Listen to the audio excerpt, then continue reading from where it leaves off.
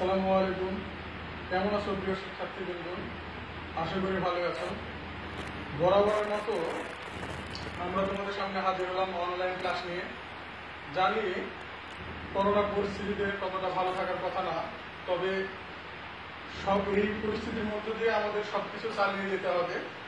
তো গতানুগতিকভাবে আমরা তোমাদের, যেহেতু দীর্ঘদিন স্কুলের বিরতি, স্কুলে আসতে পারছো না, স্কুলের পাঠদান বন্ধ আছে, সেহেতু আমরা এই সমস্যা কিছুটা সলভ করার জন্য আমরা অনলাইন ক্লাসের ব্যবস্থা করেছি এবং বিভিন্ন সাবজেক্টের মতো আমিও তোমাদের জীববিজ্ঞান ক্লাসটা নিয়ে তোমাদের কাছে হাজির হয়েছি। তো মূলত আজকে আমরা জীববিজ্ঞানের পঞ্চম অধ্যায় সম্পর্কে একটু আলোচনা করব। তো জীববিজ্ঞান পঞ্চম অধ্যায় আমি তোমাদের ছুটির আগে কিছুটা একটু তোমাদের এই বিষয়ে একটু আলোচনা করেছিলাম। তো তারপরে আজকে দেখি কতটা আলোচনা করা যায় এই পরিসরে। তো আমাদের যে অধ্যায়টা পঞ্চম অধ্যায়টা ছিল সেটা হলো খাদ্য, পুষ্টি ও পরিপাক। খাদ্য, পুষ্টি, পরিপাক সম্পর্কে তোমাদেরকে আমি পূর্বে একটা ধারণা দিয়েছিলাম। তারপরও তোমাদের মনে আছে কিনা আমি বিষয়টা নিয়ে আবার একটু আলোচনা করতে চাই এবং করছি। খাদ্য, পুষ্টি, পরিপাক, এখানে তিনটি কথা রয়েছে, তিনটি শব্দ। তো এই শব্দ তিনটি কিন্তু আমাদের প্রত্যাহিক ক্রিয়াকর্মের সাথে জড়িত। আসলে আমাদের জানতে হবে এখান থেকে খাদ্যটা কি, পুষ্টিটা কি, পরিপাকটা কি। প্রথমত তো খাদ্য কি? আমরা স্বাভাবিকভাবে বলি যে ক্ষুধা নিবারণের জন্য আমরা যা খাই সেটি খাদ্য। তো ক্ষুধা নিবারণের জন্য আমরা খাই, ঠিক আছে, কিন্তু যেটি খেলাম সেটি কেন খাবো, আর খাওয়ার দরকারটা কি, খাওয়ার পরে সেটা কি কাজ করবে আমাদের। তো যে খাবারটা আমরা খাই সেটি আমাদের শারীরিক যে প্রয়োজনীয় যে উপাদানগুলা শরীর গঠনের জন্য, সেই উপাদানগুলা আমরা খাবারের মাধ্যমে গ্রহণ করি এবং দেহে শক্তি এবং তাপ উৎপন্ন করে এই খাদ্য থেকে। পুষ্টিটা কি? পুষ্টি হলো উদ্ভিদ এবং প্রাণীর স্বাস্থ্যগত বৃদ্ধি, শারীরিক পরিপূর্ণতা এবং ক্ষয় পূরণের জন্য প্রয়োজনীয় যে উপাদান পরিশোষণ করে সেটি হলো পুষ্টি। পরিপাকটা কি? পরিপাক হলো যে প্রক্রিয়ায় জটিল, অদ্রবণীয়, অশ্বসনযোগ্য খাদ্য বিভিন্ন এনজাইম এবং কোএনজাইমের সহায়তায় জারিত হয়ে দ্রবণীয় শ্বসনযোগ্য খাদ্যে পরিণত হয়, সেই প্রক্রিয়াটিকে বলা হয় পরিপাক প্রক্রিয়া। আসলে আমরা যা খাই, প্রথমত আমরা একটা খাদ্য খাচ্ছি, এই খাওয়ার পরে যে বিষয়টি ঘটছে সেটি হলো সেটি আমাদের দেহে বৃদ্ধি সাধন, আমাদের পরিপূর্ণতার জন্য যে কাজ করছে, যে উপাদানগুলো, সেগুলোকে আমরা বলছি পুষ্টি উপাদান। এই পুষ্টি উপাদানটা পরিপাক প্রক্রিয়ার মাধ্যমে প্রক্রিয়াকরণ হয়ে আমাদের কোষে এসে পৌঁছচ্ছে। তাহলে বিষয়টা, যদিও আমরা যে কোনো একটা খাবার যখন গ্রহণ করি, আমরা কিন্তু খাবারটা খেয়েই মনে করি যে আমাদের কাজ শেষ, কিন্তু আসলে তা নয়। কেননা এই খাবারটা বিভিন্ন প্রক্রিয়ার মাধ্যমে প্রক্রিয়াকরণ হয়। তো আমরা আজকের পুরো ক্লাসে এই বিষয়গুলো সম্পর্কে আমরা তোমাদেরকে একটা ধারণা দিব। তো আমি তোমাদেরকে পুষ্টি, উদ্ভিদের পুষ্টি সম্পর্কে একটু আলোচনা করব, তারপরে যাব পরিপাকে। পুষ্টিটা কি? পুষ্টিটা বললাম যে উদ্ভিদ এবং প্রাণীর স্বাস্থ্যগত বৃদ্ধি, শারীরিক পরিপূর্ণতা এবং ক্ষয়পূরণের জন্য প্রয়োজনীয় যে উপাদান পরিশোষণ প্রক্রিয়া, সেই প্রক্রিয়াটিকে বলা হয় উদ্ভিদের স্বাস্থ্যগত বৃদ্ধি, শারীরিক পরিপূর্ণতা এবং ক্ষয়পূরণের জন্য প্রয়োজনীয় যে উপাদান পরিশোষণ করে, সেটিকে বলা হয় পুষ্টি। তো উদ্ভিদের পুষ্টি উপাদানকে দুই ভাগে ভাগ করা হয়েছে, একটা হলো ম্যাক্রোমৌল আর একটি হলো মাইক্রোমৌল। পুষ্টি উপাদানকে প্রধানত ভাগ করা হয়েছে দুই ভাগে, একটা হলো ম্যাক্রোমৌল,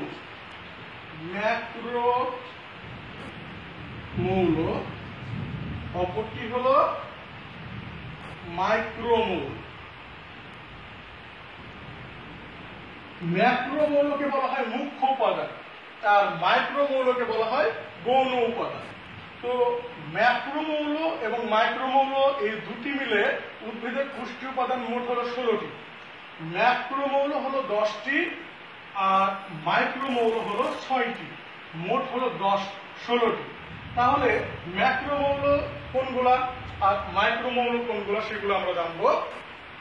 তো ম্যাক্রোমৌল যে 10টা, সেই 10টি মৌলের নাম মনে রাখার জন্য একটা ফর্মুলা আছে, আমরা যদি এই ফর্মুলাটা মনে রাখতে পারি তাহলে কিন্তু এই মৌলগুলোর নাম মনে রাখতে পারবো। যেমন MG K cafe for nice softs বলা হয়, MG K cafe for nice softs. এখানে আমরা এর মধ্যে আমরা দেখব 10টি ম্যাক্রোমৌল আছে। কি কি সেগুলা? MG magnesium, potassium, calcium, iron, nitrogen, carbon, hydrogen, oxygen, phosphorus, sulphur. তাহলে কয়টি হলো? 1টি, 2টি, 3টি, 4টি, 5টি, 6টি, 7টি, 8টি, 9টি, 10টি। মোট এই ম্যাক্রোমৌল রয়েছে 10টি। আমরা এটি মনে রাখার জন্য বলি যে MG K cafe for nice softs, অর্থাৎ ভালো সফের জন্য এমজি কে কাফে। 6টি মাইক্রোমৌল, সেগুলা কি? 6টি মাইক্রোমৌলের মধ্যে রয়েছে molybdenum, boron, manganese, copper, chlorine, zinc বা দস্তা। 1টা, 2টা, 3টা, 4টা, 5টা, 6টা। তাহলে হলো কয়টা? 10 আর 6 16। এই উদ্ভিদের পুষ্টি উপাদান এই 16টা। এখন এই পুষ্টি উপাদানগুলো উদ্ভিদের কেন দরকার, বা এই পুষ্টি উপাদানগুলো সম্পর্কে আমরা কেন আলোচনা করছি? এই জন্য আলোচনা করছি যে আমরা অনেক সময় দেখে থাকি একটি উদ্ভিদ কি হয়, শুকিয়ে মারা যায়। একটা উদ্ভিদের পাতা দেখা যায় কখনো বেগুনি রং ধারণ করেছে, কোন উদ্ভিদের দেখা যায় যে পাতা অকালে ঝরে পড়ছে, কোন উদ্ভিদ দেখা যায় পাতাগুলো কুঞ্চিত হয়েছে। কেন হয় এগুলা? এগুলা হওয়ার পিছনে কারণ হলো ওই উদ্ভিদটির এই পুষ্টি উপাদানের ডেফিসিয়েন্সির কারণে, অভাবজনিত কারণে। যদি এই পুষ্টি উপাদানগুলো ঠিক মতো সেই উদ্ভিদটি না পেয়ে থাকে, তখন এই পুষ্টি উপাদানের অভাবজনিত কারণে সেই উদ্ভিদটার বিভিন্ন উপসর্গের সৃষ্টি হয়। আমরা দেখব কোন পুষ্টি উপাদানের অভাবজনিত কারণে কোন উপসর্গটি দেখা যায়। তো মূলত আমরা দেখেছি যে আমাদের চারিপাশে যে উদ্ভিদগুলো আছে, আমরা ফলজ, বনজ যেগুলো উদ্ভিদ দেখি, বা আমরা সবজি হিসাবে যেগুলো পেয়ে থাকি, অনেক সময় দেখি যে আমরা সঠিক চেনার কারণে কোন পুষ্টি উপাদানটি অভাবজনিত লক্ষণ রয়েছে সেটি যদি না বুঝতে পারি, তো দেখি যে আমাদের এই রোপণকৃত উদ্ভিদগুলো মারা যায়।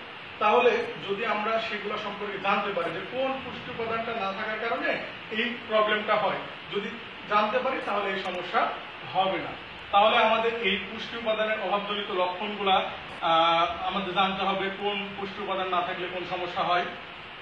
তো আমি তোমাদের গত ক্লাসেও বিষয়টা সম্পর্কে ডিটেলস আলোচনা করেছিলাম এবং বলেছিলাম যে আমাদের পাঠ্য বইয়ে একটা চার্ট দেওয়া আছে, একটা ছক দেওয়া আছে, যে ছকটিতে এই পুষ্টি উপাদানের অভাবজনিত লক্ষণগুলো সম্পর্কে আলোচনা করা আছে। যেমন নাইট্রোজেনের অভাবে কি হয়, ফসফরাসের অভাবে কি হয়, সালফারের অভাবে কি হয়। আমরা নাইট্রোজেন, এখানে মূলত প্রথমে দেখছি যেটা ম্যাগনেসিয়াম, ম্যাগনেসিয়ামের অভাবে কি হয়, পটাশিয়াম। তো ম্যাগনেসিয়ামের অভাবে ক্লোরোফিল সংশ্লেষিত হয় না বলে সবুজ রং হালকা হয়ে যায়। আর আমরা জানি যে যদি ক্লোরোফিল না থাকে কোনো উদ্ভিদে, ঠিক মতো যদি ক্লোরোফিল সৃষ্টি না হয়, ক্লোরোফিল সৃষ্টিতে ব্যাহত হয়, তাহলে কিন্তু সালোক সংশ্লেষণ হবে না। আর সালোক সংশ্লেষণ যদি না হয় তাহলে কিন্তু আমরা আমাদের কাঙ্ক্ষিত শস্য পাবো না। এইভাবে তোমাদের ওই চারটাতে এই পুষ্টি উপাদানের অভাবজনিত লক্ষণগুলো এবং কারণ এবং প্রতিকার দেওয়া আছে। আমরা যদি দেখি যে এই প্রবলেম হয়েছে, তাহলে এই প্রবলেম থেকে আমরা কিভাবে পরিত্রাণ পেতে পারি সেটাও খুব সুন্দরভাবে বলা আছে।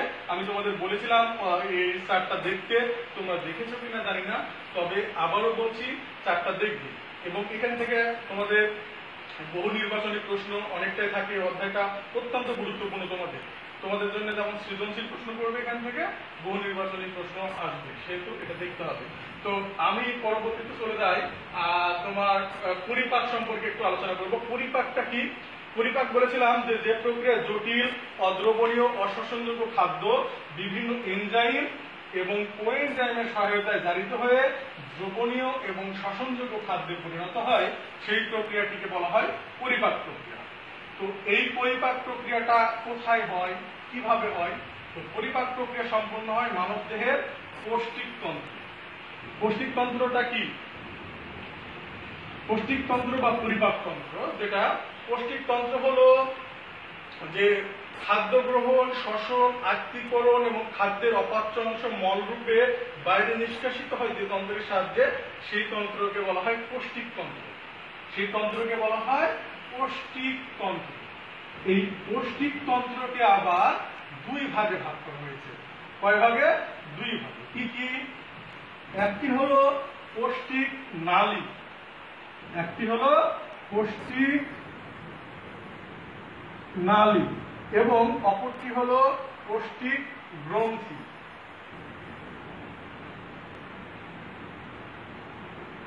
তাহলে পৌষ্টিক নালী কি?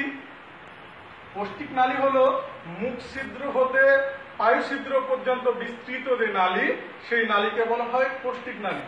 মুখ ছিদ্র থেকে পায়ু ছিদ্র পর্যন্ত বিস্তৃত নালীকে বলা হয় পৌষ্টিক নালী। তাহলে এই পৌষ্টিক নালীর মধ্যে কি কি অংশ আছে?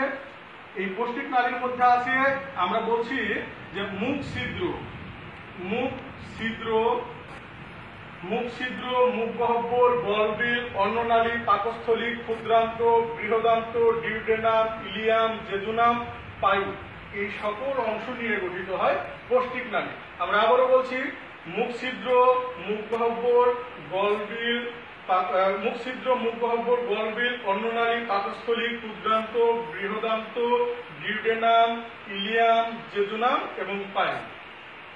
আর পৌষ্টিক গ্রন্থি হলো লালা গ্রন্থি, যকৃৎ এবং অগ্নাশয়ের সমন্বয়ে এই পৌষ্টিক গ্রন্থি গঠিত।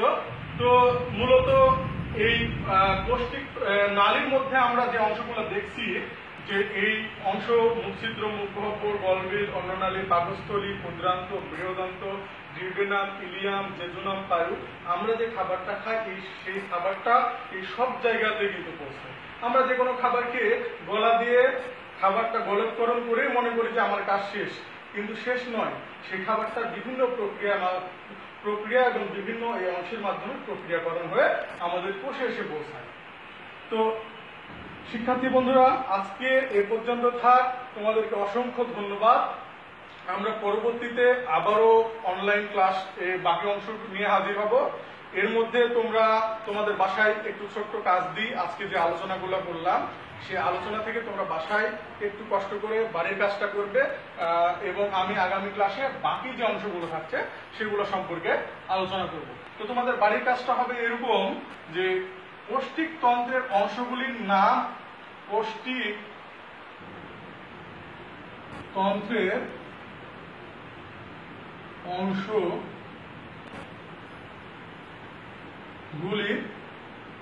নাম লিখো।